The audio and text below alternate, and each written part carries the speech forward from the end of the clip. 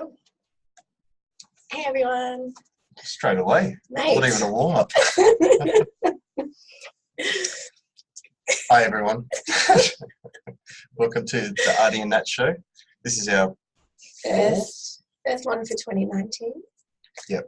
Remember that date. 2019. Yeah. For those of you who are like me, you'll be writing 2018 for the next couple months, and then by the time it's 220, I'll be like, oh shit, it's 219. Yeah. 220. I don't know. Good diversion. So, I hope you all had a good New Year's and Christmas break. We're going to do 2 videos today, so that they're not too long. Yeah, so just look out for both of them. And they're good shit. We're going to share the secrets. So, what did we want to do first? Our random pick topic, or which we haven't picked, or the Buddhism stuff? Do you feel really urgently wanting to get Buddhism stuff? No, because it's going to happen anyway. So That's a very Buddhist answer. Let's do Buddhism. Okay. So as most of you probably know, I've had a massive Buddhist year, haven't I? Yeah. So I spent 3 months in retreat, which means like no phones, periods of non-talking, not eating after lunch, lots of meditation, and vegetarian food, and lots of reading about the Dharma, which is Buddhist text. I don't know if you could kind of say it's like our version of the Bible. Well, I guess it is its own scripture in a way, isn't it? Yeah, like we call them teachings, but one person wrote them and we follow them. Yeah. The Bible had multiple writers. Yeah. Okay. Yeah. Just saying. All the Bible freaks out there.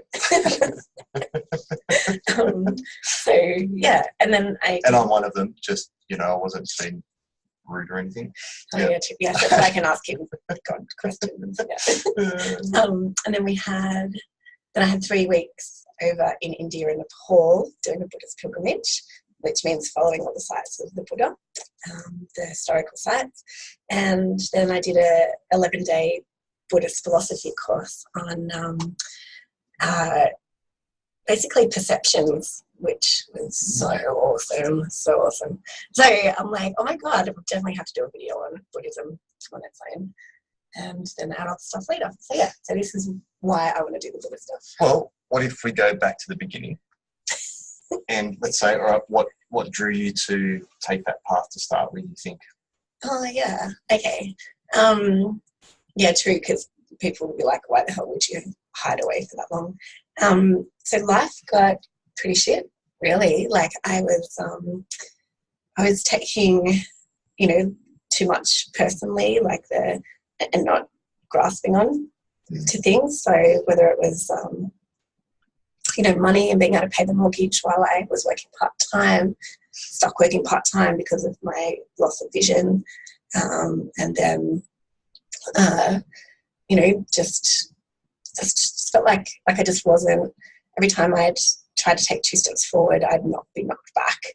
And I was getting really anxious, and I was overeating, and I was drinking a bit more than normal, and it just, the zest for life had gone. So, but because I started the Buddhist path in 2016, I knew that there was, every time I did retreats, like just 5-day ones even, like I just felt better, so much better. And I just thought, I don't want to keep doing this downward spiral thing, and there's a better way to look at life. So let's just fix it. Yep. Okay. So how did you even find it? Like as far as turning to that side of thing, like what drew you to Buddhism rather than say joining a church or more of a new age concept, or you know what I mean? Like what drew you to Buddhism? So it's not that I'm anti-church. It just church isn't in our family. So, you know, like going to sit in church and pray wasn't going to be a way to do it. But it's actually my HR lady back in 2015 when, and it was the end of 2015, she showed it to, she was so lovely, like I was really struggling at work and, you know, going from really high performance to just fumbling and keep trying new jobs and, you know, and she's like, you know, my sister does this Buddhism thing, why don't you look at it? And I was like, whatever, that's really kind, thanks. And, you know, put it in the see it later bucket. But then men started coming up on Facebook that I know you started noticing, and they're actually to do with attachment, and lots of my grief was attached to my wardrobe, attached to going out and doing whatever I wanted when I wanted. And it's because when I was told I was going blind, like Vision Australia told me I can't wear all those clothes anymore, like because they're like, well, you're gonna have to put things in the same place all the time, and know that when you go to your wardrobe and you hit the middle, you have to know what each article of clothing is. I have a 6-door wardrobe, plus spare bedroom wardrobe, plus change of season on top of the wardrobe. So I'm just like, oh, I can't remember all those things. Yeah. Holy fuck. I think most of my wardrobe spends its time on the floor. Yeah. I know, which you can't do, right? Like you've got to put things away all the time because you'll trip on them. Blah. Oh. Right. No, if you're blind. Yeah. Oh, right. Yeah, you've seen my room. Sorry. It's fine. And then, so they, so attachment was the big thing for me. And then, so I started Googling about it, like Buddhism and attachment, and just reading it myself. And because the centre that she sent me to was in Evatt, and I live 40 minutes away from Evatt. So I was like, which is the centre I go to. So the Tibetan Buddhist Society of Canberra. And so I was like, well, I can't drive that fast, so I can't get there. But I joined their mailing list, and then in 2016 they did an introduction to meditation course in Tuggeranong. And I was like, I can get there, people can drive me to that, like that seems great. And I fell in love with it. Hey, like, so my teacher is a guy named Nobu, and it was so funny, like when I first met him, he was just like you picture meeting with Jesus Christ, like in a way, like he was just so relaxed, and it's like he just had this calm energy following him, and I'm like, I want that. Like, how did you get that? And you always had it. No, you have to meditate to get it. You have to meditate a lot. A couple of people do this. Yeah. And then in the 8-week course, I just like everything. I got everything, and I got everything straight away, and I got it really detailed. And Nobu would continually comment, saying like, "Wow, like you're picking up this really quick, picking it up quicker than lots of other people, and like intellectualizing it, not just the technique, but the why and all of that, and applying it to my everyday life." And so I just knew I'd found my thing. Yeah, cool. Yeah. Okay, so in 2018, because now it's 2019, just a refresher for everyone. So you went, you've done 2 Buddhist trips. Yep. And a retreat, is that right? 3? I did 3 things, yeah. So 3 months at the retreat centre. Yep. Which was some volunteering, and 4 weeks volunteering and 6 weeks retreating. Yep. And I did the meditation teacher training there, which I'm going to start teaching this year. I'm so excited. And then I did and that was just in Victoria. And then I went to India and Nepal, and then I did the philosophy course. Yeah. So that's pretty intensive. Right. Like that's really intensive. Can you levitate? Like that's a lot of work, yeah? Surely you should be able to levitate by now. I'm pretty sure I do, hey? Like, sometimes I'm sitting there and I'm just, because I do silent meditation, and like the mindful meditation, like focusing on your body or your mind and breath and stuff. And yeah, there's definitely been a couple of times where I'm like, I feel yeah, and you feel like you're lifting, and then you're like, well, I can't open my eyes and check because like then I will step out of it. But then I consciously focus on my legs and enjoy the feeling of not feeling anything. Yeah.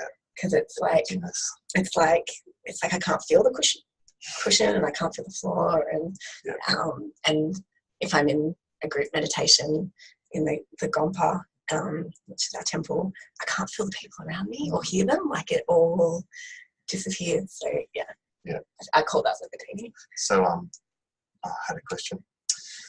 So like, let's just say just meditation in itself, like there's a lot of mixed stuff around meditation, what meditation is. You can jump on YouTube and do a guided meditation. Like, do you notice there's a difference between, say, what you've been taught from a Buddhist perspective around meditation and, say, jumping on YouTube and listening to a guided meditation? Like, do you think there's a difference? Massively. So when you're really amped up and really stressed, like you're in like total like freak out, just listening to a guided meditation is really good because you're going to struggle until you're well practiced. You're going to have trouble with your own thoughts. But a guided meditation is actually, you know what? I thought about this before and it just came back to me. Okay, so I have the answer. So a guided meditation is relaxation, right? It's a relaxing meditation. And the Buddhist style of meditating that I do is active meditation. So it's actually hard work, and you can't do it when you're tired because you're using your mind the whole time. But the difference with using your mind is that you're in the present moment. You're focusing on your mind, body, soul, and you're doing it. Where when you're listening to a recording, you're following the recording, but they're doing it. It's like they're holding your hand. And it could take you anywhere too, depending on the intention of the person that's created the guided meditation as well. Yeah. So it might lead you astray in a way as well. Yeah, and not that there's anything bad with those. Like I'm going to do guided meditations too. I've recorded guided meditations as well. But I have to say, like, there's been a handful that I've experienced where it just took me into a place that made me feel really uncomfortable. Like it was. But what meditations were they? There was one there was two I really remember that I felt really uncomfortable with, and one of them was it was quite fantasy based, which wasn't for me. Yeah. Right. So, like, for some people, that'd be exactly what they want to escape their realism. Yeah. But for me and my intentions of wanting to go deeper and exploring the self, like, it just didn't work. Yeah. And then there was another one I did with a partner of mine, and it was all about connecting. Yeah. But then, like, it was such a beautiful build up, and it was beautiful, and then there was a point where she asked for the person who your true flame is to appear in your mind. And it wasn't my partner. And I'm like, what the frick, man? I just spent like the last 40 minutes, trying to really tune into this person. And then we opened our eyes and it was like, what the frick just happened? But we didn't know. Yeah. And it wasn't until we journeyed through that it popped up and I was like, what the hell? But that's not, that's not a bad intention though by the writer. It's not, but a bit of warning would have been really cool. Well, perhaps you could have actually been in love with the person that you were trying to connect with. Well, but that's the whole idea, because you can use meditation to connect in such a way as well, But then with a guided meditation, she just fully threw it for a 6, and I was just like, what? And it just completely destroyed everything we created. So it is quite powerful in two ways. Yeah. Like it can enhance, but it can also do some damage too. So I guess the safest bet is just... No, definitely not safer. Well, I mean, they're both meditation, so you know, but it depends on your purpose. Yeah. So the meditation that I teach is very, your thoughts are there, man. Like, and it's so funny. Like because I've been planning for my promotions this year, I've been consciously thinking of what's happening, like, and how to relate it to people. And like as I was sitting down, trying to be like all quiet and, you know, looking, because we do it with our eyes open, but softly focusing on the floor. Because when you close your eyes, you drift off and you get tired, and you're not, that's what's active. And then when you're still enough, then all your thoughts come in, like, oh, your to-do list, and then what have I done, what haven't I done, who did I say that to, why did they say that to me, why didn't I react this way, what am I doing at work, what am I doing here, what am I doing there, what are the kids doing, where are the parents, what are this, what are that, and then you're like, oh, I can't sit still.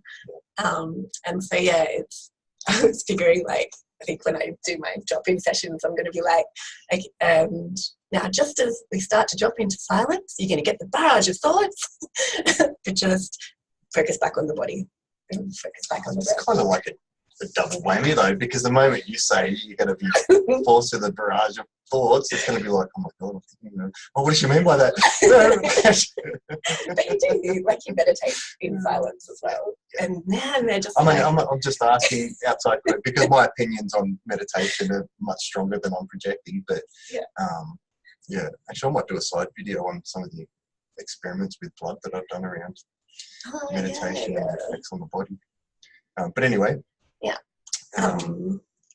It's...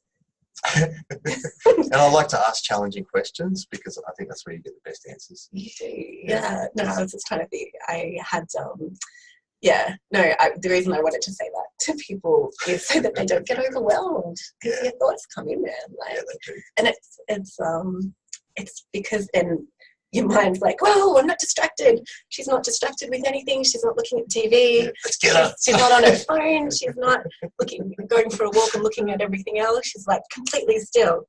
Our turn. And then, so it happens to everyone. Yeah, it does. Yeah. It actually took me quite some time to get past that, I have to admit. Yeah. How did you get past it?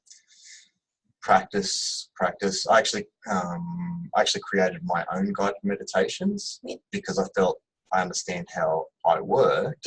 So then I recorded my own voice, and I don't know, I suppose in that just gave myself a few reminders of what not to do or what to look out for, or, you know, it's 5 minutes in, so now, I gave myself time to have a busy mind. You know what I mean? Like all those things, because I thought the more you fight that, the busier it's just going to get. Exactly. And that's, it just doesn't make sense in that way. So I allowed myself the time, and then eventually, once I worked it out within myself, then I could start focusing on that without guidance or help. But it did take practice, I have to admit. It took a lot of determination and a lot of practice. It does.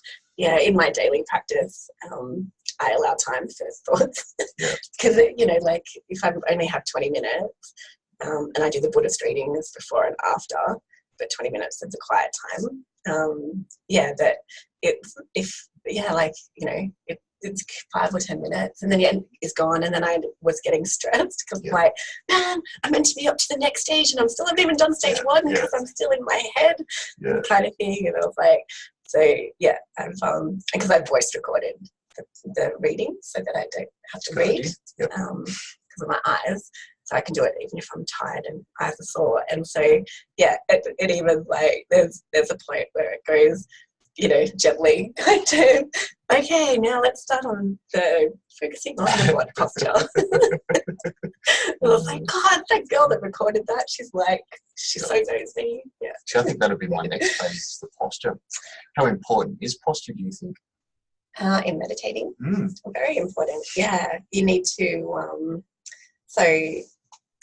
the Buddha had, the cross leg, but you can sit on a chair. But it's no lying down meditation like it. Come on, that's the best kind of meditation. That's relaxation. There's no relaxation. No relaxing. So it's because our purpose is clarity of mind. Yeah, that's right. You need to be conscious. Exactly. To be unconscious, to be conscious. Yeah, and so, well, the did I levitate is actually not Buddhist meditation. Yep. Yeah, so my teacher would be like, don't tell people you've done that. That's not meditating.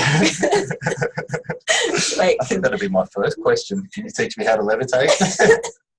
Because I love it. I do really enjoy that tranquility feeling. But it's not true meditating. Yeah. So, but I highly recommend it. Does have its purpose. I think it just, and you know, it's one of the things they say is that you won't experience that all the time. So if you experience that once or twice, and then you keep meditating to get that again, that then your desire to meditate is blurred. Yep. Kind of thing. You're not meditating. You know, that's not a healthy reason to try to chase that kind of thing.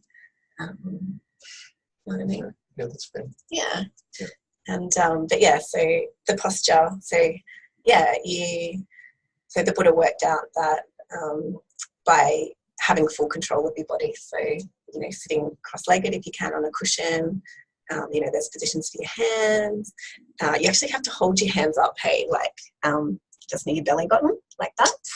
And so you can't even rest them in your lap. Oh, button popped open. Eating too much food.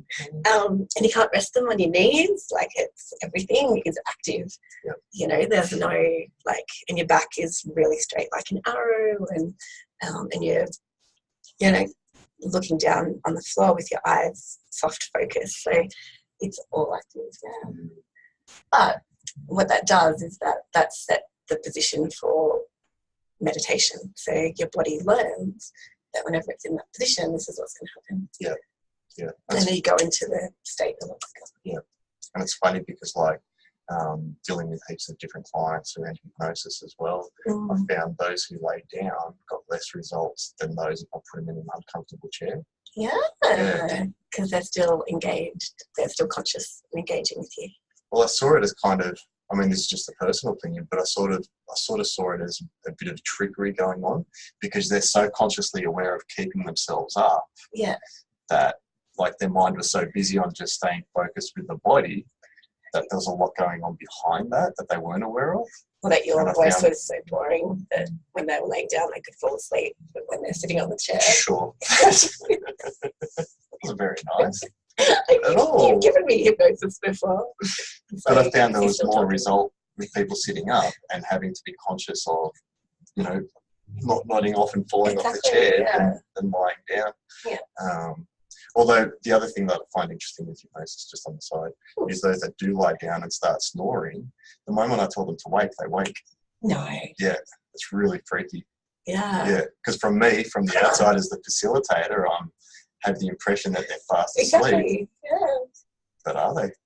Because the moment I do my count up, bang, they're awake. Cool. Yeah, without fail. That's it's kind of weird. But anyway, yeah. I just thought I'd throw that in. So he does actually do good hypnosis.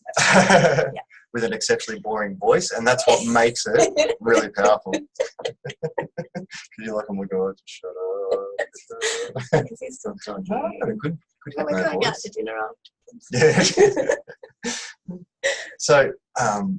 So your first trip, the 3 months, that was Nepal. That was Victoria. Victoria. Yeah. Oh, that's right. At the retreat. Yeah. Yeah. How'd you find that? So honestly, like, you know how we go to boot camp, like exercise boot camp? This was mental health boot camp. Like, it just shredded me raw, and all the things that I was trying to clear up in my life hit me at the retreat centre, like, because there's people there. And so I was like, really? I was like, I came here to escape this stuff and deal with it in meditation. And when I was ready, and like an example was, someone was sort of a bit, this was going through a bad stage and they were a bit cranky. And I'd, had a bit of anger in my life, people yelling at me before I went in. And I was like, what? Like, I wanted to learn how to deal with anger and that person's anger. And now, like, these people someone else is angry around me. I was like, oh my God. And then, and because you're in an isolated spot, you know, with no phones, no distractions, no TV, no music. So you just have yourself. You just have to deal with the thoughts, and you're a lot more sensitive because there's nothing kind of buffering you. Yeah. So, but then I was like, okay, fine.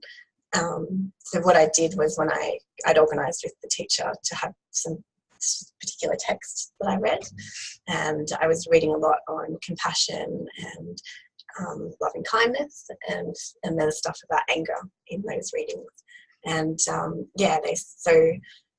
with anger, you respond. With everything, you put yourself in the other person's shoes. And so I put myself in the person who was cranky with me's shoes, and I could see why they were getting cranky. And I was like, You didn't judge them. No. What the hell? That's not normal. What's wrong with you? I'm changing. So much change. But yeah, and so even though I thought the stuff that they were cranky over was pretty irrelevant, it is to me, but it's not to them. And then I developed compassion towards them and why they feel that way. And then when I got out of retreat, then I practiced what I'd learned, and it so works. And they haven't yelled at me. They've even stopped yelling, because when they first started getting cranky, I'd be like, oh, yeah, I'm really sorry. And I'd be like, oh, for fuck's sake. But I'd be like, yeah, no, I'm sorry. Yeah. And instead of going, oh, for goodness sake, it's not that bad, or no, I didn't actually do that, or no, that wasn't me, or no, this is what happened, or whatever. I just let them talk, and I stay calm. And I never used to stay calm. I'd get either teary or agitated back, and yeah. So, all right. Well, from that trip, what do you think was one of the most powerful things you learned? I know that's a hard question because I'm sure there was a whole heap of them. But no. Because we talked about it earlier. Yeah. Yeah. I had the answer. Okay. That wasn't prepared or scripted, just so everybody's aware. So I'm going to take you back to a lovely fairy tale called The Wizard of Oz. Seen The Wizard of Oz? Yeah. Yeah. And how it's about Dorothy trying to find her way to the Emerald Castle, and then she to get home. And so she does this massive long journey, meets all these people, and then at the end she meets Glinda the Good Witch, who says to her, what I found this retreat. There's no place like home. Yeah. No, that's what Dorothy says. We're so watching this movie later. You had the power all along. Dorothy had the power in her shoes that she'd taken off the evil witch. Could have got her wicked witch, could have got her home straight away. But she didn't see it. Yeah, and so what I learned. Do you reckon that's a matter of perspective? That she couldn't see it. Exactly. Yeah. And and then speaking of perception, perceptive, whatever. What did you say? Perspective. That's it.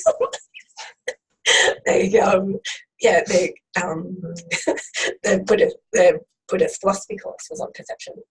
Yeah, which reinforced that feeling that that one you had the power all along statement. Yeah, was exactly what this course was about. Yep. Telling us that we have the power. Yeah. Yep. Within our mind, controls everything with our perspective. Yep. Yeah. Yep, definitely. That's me putting a lens over. So, after your retreat, then you went to Nepal? Yes, India and Nepal. Yeah. So, let's do that in a couple of minutes. Yeah. I learned so much. Oh, what's the coolest? Attachment. Right? Attachment's a really big thing for me. I love that word. I do. It's one of my favourites. Yeah.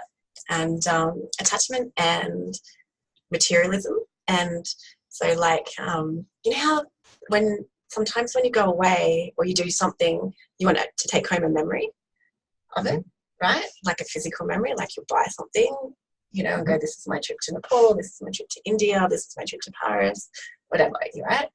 And but that's just shit, right? Like, but it's just shit. You're just collecting shit, and that's clutter, and that kind of went against what I'd learned this year. And so then I met the Dalai Lama, right? And every time you meet a very high up a Buddhist teacher, like a lama, like the Dalai Lama, so I met 3. What are you doing? Stop it. Do you notice how shiny his head is? Yeah. And just so everybody knows, no, I do not wax or oil it. It just happens naturally. I get asked that all the time, hey? Yeah. It's so shiny. Yeah. I'm expressing my light. The light's coming from you. It just happens naturally. So I got one from the Dalai Lama. And the deal with these bracelets or these ribbons is that you put them on as part of the blessing, and you put them on and you have to wear them until they disintegrate, right? And I'm like, but I want to I've got to remember that forever that I've seen the Dalai Lama and he gave this to me and stuff. And then I'm like, this whole detachment thing. And like wanting to have keepsake and that. And so we talked about it, a few of the people that I was sitting with over the trip, because it was a big thing. And actually did a video on it in Nepal that I'll post. But yeah, I had to learn to, you know, I mean, the purpose of these is not to hoard, like a Westerner would hoard it, but an Eastern Buddhist knows the purpose. You wear it because part of it disintegrating on you means that your wish and the blessing has been fulfilled. Yeah, interesting. Sort of thing. So I was like, that's really cool. Yeah, it's actually really cool, isn't it? Right. Yeah. And so, I had to, and then you're showering in it and everything, so it's getting worn, and I fiddle with it every now and then because it's there, and I had to. I remember thinking, it's going to be gone before I even get home. I'm not even going to be able to show anyone. I'm like, that's the purpose, Nat. That's the purpose. And interestingly, so that was, would have been like maybe the 28th-ish of November. And so, what is it, maybe 6 weeks later. And I'm very happy it's still on, right? So I was like, this is really cool. And it still makes me smile when I see it. But now I know that I'm not going to forget I saw the Dalai Lama, right? Like, I don't need this to remind me that. Like,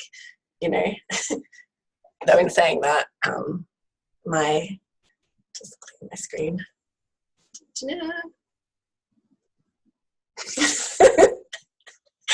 me with the Dalai Lama. But I don't need this because I've got that anyway. Right, but that kind of goes against it because you've just taken one attachment and due to the fear of loss of that attachment, you've created another attachment. So now, just putting this out there, what happens if you lose the bracelet and your phone? Oh, it's on Facebook, so that's fine. No, I actually put it as my screensaver because we just had such an adventurous trip. Like, there were so many amazing things happen. And it was towards the end of the trip, I'm like, I'm so excited with sitting under the Bodhi tree and meditating with like these amazing monks around me. Because we attained enlightenment. And all these other bits where I was born and where this happened and seeing this and that. And the Dalai Lama had flipped from my forefront kind of thing, and I'm like, no, like I want to enjoy this a little bit longer. Yeah. So that was my and plus when people say, what did you do? I'll be like, I met the Dalai Lama. Yeah. You're gonna be like, really? Yeah. What's this? That sounds like a bit of an attachment you need to work on. So out of your trip to Nepal,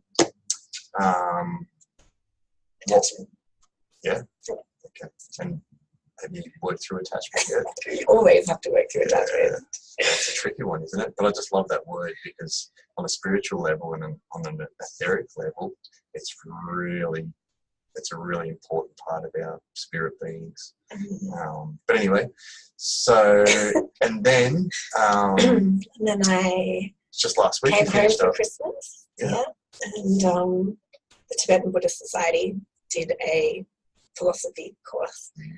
We had some quick chats around that too. Oh man, There's some really interesting topics you guys were looking at. Yeah, like so basically you're learning about your perceptions, you learn about karma. That's so cool. We'll do that video on karma as well. Yeah. Because it's so different to how I used to think karma was. But yeah, what you learn is that your mind is everything. So how you feel, how you think, how your body looks, like it's stuff that we know, but this tells it in a Buddhist context. And this guy wrote it 2,500 years ago, and psychology, lots of psychology is based on Buddhism, so it's, real. That's what you hear. I'm not telling you anything new. Do you have scientific evidence to support your claims? Which bit? Yes, I'll Google it. That was a dig at certain associations, but anyway. Thanks, Bible basher. Yeah. You're welcome. Yeah, so we had, okay, so I was trying to think. All right, so it had to start with faith. So the beginning of the book was faith and realizing That's that. a hard concept. No, well, it's having faith and believing in what you're about to read and believing that you can change. You can change it by believing what you read. Yeah. Because, and which I thought was really interesting. I'm like, It's like it was literally like big text faith. I was like, right, that's weird. I feel like I was in church. Guess I am. And but then it made sense, and so we learn about how all of our actions. So the kind of the karma bit, and how. So like I guess I'm trying to desire. Okay, so how so I really want a donut today, right? So let's go bigger. Say I wanted a really big TV, right? And so I work hard and I save money. So as soon as I work out I want this TV, right? It's taking up my mind. So you're learning that the TV. So I've got to work hard, save the money, miss out on other things, potentially food stuff or whatever, to get this TV. Then I finally get the TV and I'm all excited, but that's just short-term pleasure, right? Because then now if I haven't saved the money, I now have to pay off the TV, right? And then I've got to insure the TV, and because now I'm actually worried that the kids are going to knock it over when they're running around playing, or someone's going to come in the house and steal it. So that's a lot of attachments to an initial attachment. Exactly, right? And so what we think will give us happiness, like I think that new TV is going to give me happiness, and it didn't, because it creates a heaviness, doesn't it? Yeah, right? And I was just like, that is so true. Yeah. And like, agree. But now that you're aware of it, like, I don't know about you, but I find it getting better at it with practice. But I found it really challenging to let go of a lot of attachments like that.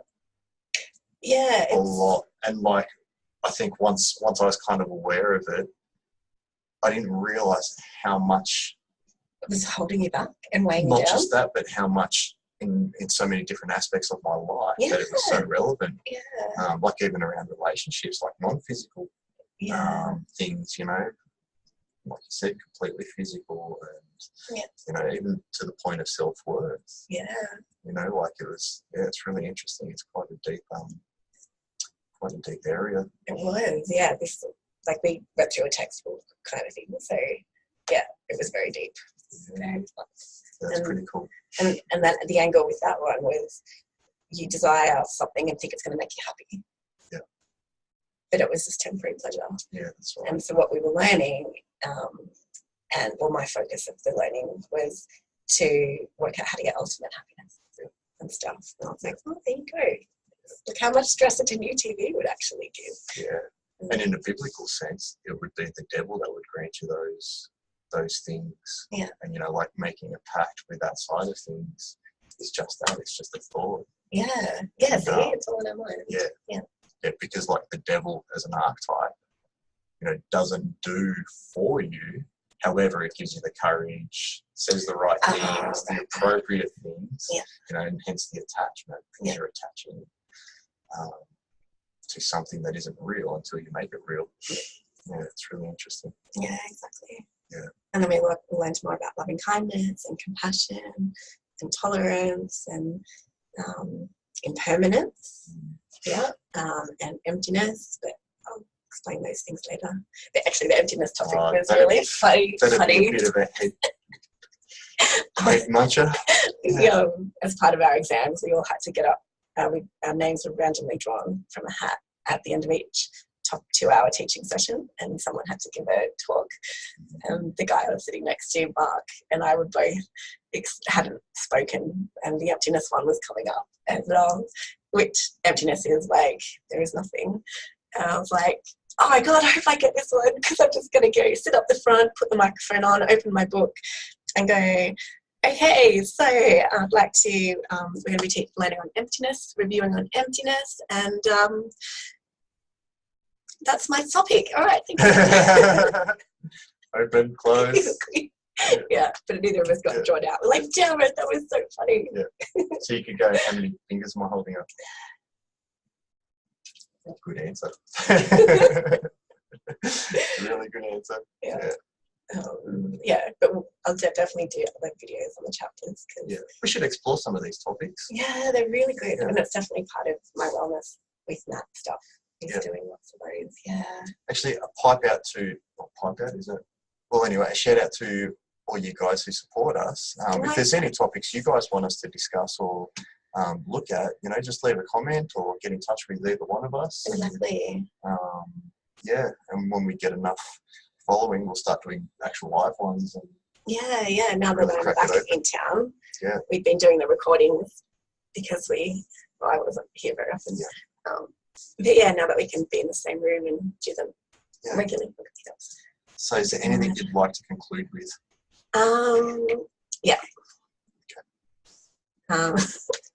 See, do you notice I'm even pausing and not just speaking? That's the other thing I've learned is, like, you don't just have to talk. You might do comparisons to previous videos to now that you've done this last retreat.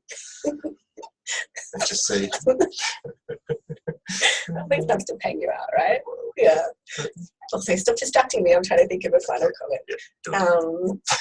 I think we can all find inner peace and happiness. So, and you don't need anyone, like you might need someone to show you how to do it, but you have the power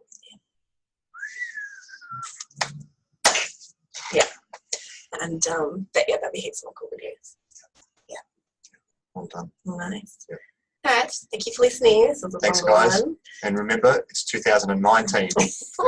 Even though that calendar says 2017 on his wall. Yeah. Well, it's because of the artwork. Oh, yeah. No, we're not living in the past at all. My attachment. I can't let go of it. Guys, thank you very much. So we're going to do another video. And we also thought that we'd finish off each video talking about other stuff that we're doing there. Yep. Like I've got my personalised teas, which you can see on the Wellness with Nat website, www.wellnessnat.com. Yep. And there's no with because someone else already had that website. But yeah, personalised teas. I make a tea for you, so you can fill in a form, or we can have a chat, and I make a tea, and with your flavours and with your health benefits. Yeah, very good. Which is cool. Yeah. What are you doing this month? So I actually like really sharing a lot of information that I've worked with. But my biggest thing and the thing I enjoy the most is working with attachments in people. He does. And in the energy form. Well, yeah, I prefer energy form than entities. Well, I didn't say entity, but you did. Well done. But like entities is a really good way of explaining it. But even energy form doesn't do it justice, I don't think. But until I find the appropriate language, I think, because you're dealing with stuff that doesn't work with our language. Yeah. It's really interesting. But anyway, yeah. So it's basically what he's trying to say in plain English is there's a reason that we're holding on to something, and it kind of creates a anxiety or fear if we don't have it right. You know, whether it's food, alcohol, sex, gambling, eating too much, whatever, you know, or not getting along with someone or whatever, like that creates its own energy and it plants itself somewhere in your body. Maybe we can do a video on Arty helps you get that out. Yeah. So I can help you get in touch with that and actually hear its voice, which is really interesting. It's so creepy. Yeah. I hate it when it is creepy. Yeah. He helps me, but I hate it's so freaky, and you got to and you just hear these words coming out, and your voice changes a bit as well. It's like, I don't believe in this shit. It's so familiar. Something's good. It works. Yeah. And like the weird thing is, like once you touch that part of yourself, like it's very familiar. You already know it's there, but then hearing the reality of it is like, oh man, damn it, but I always knew. Yeah. But anyway, so maybe we'll spend a bit of time on that and we can go in a bit of depth. Definitely. Yeah. Yeah. And my meditation drop-in sessions are going to be online, so you can drop in and meditate with me. Yeah, that's really cool. I'm going to do the Buddhist silent time active meditation, and I'm going to do relaxation, mindfulness, and chakra meditations. Yeah. Cool. Yeah. I just got to get my shit organised. Yeah. Let's not get started with that. Yeah. Thanks, everyone. All right, happy New Year. Bye-bye. Stay tuned for video 2. We're doing 2 videos.